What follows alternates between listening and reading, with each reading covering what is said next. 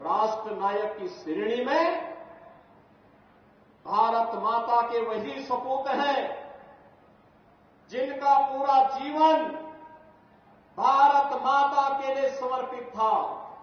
स्वदेश और स्वधर्म के लिए जिन्होंने अपना जीवन समर्पित किया, जिन्होंने घास की रोटी खानी मंजूर की, लेकिन विधर्मियों के सामने झुकना कभी मंजूर नहीं किया, उन राष्ट्र नायकों में महाराणा प्रताप का नाम आता है, छत्रपति शिवाजी महाराज का नाम आता है, गुरु गोविंद सिंह जी महाराज का नाम आता है।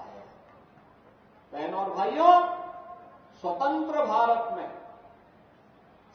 भारत में इन राष्ट्र नायकों का आदर्श हम सबकी एक प्रेरणा है और वही प्रेरणा के बल पर हम लोग कुछ कर पाते हैं।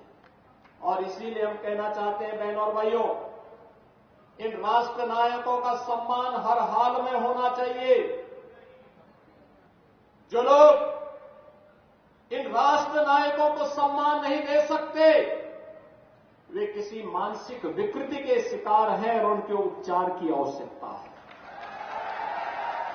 उनको व्यापक उपचार की आवश्यकता है, क्योंकि राष्ट्र नायकों का सम्मान किए बगैर वर्तमान पीढ़ी आगे नहीं बढ़ सकती, उनको एक नई प्रेरणा प्राप्त नहीं हो सकती। वर्तमान पीढ़ी को प्रेरणा प्राप्त होती है महापुरुषों के जीवन चरित्र से, उनके व्यक्तित्व और कृतित्व से। और महाराणा प्रताप ने अपने जीवन कालखंड में ही मेवाड़ राजवंश से जुड़े हुए वे सभी क्षेत्र जिन्हें कभी अकबर ने हड़पने की कुत्सित चेष्टा की थी, उन्हें वापस लेकर के अकबर को भी घुटने टेकने के लिए मजबूर कर दिया था। और इसीलिए तो हम कहते हैं कि नायक तो महाराणा है, महाराणा। अकबर नायक नहीं हो सकता।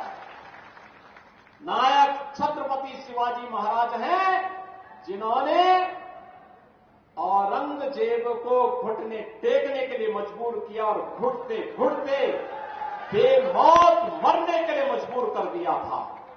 इसलिए नायक छत्रपति शिवाजी महाराज हैं, औरंगजेब नहीं हो सकता है।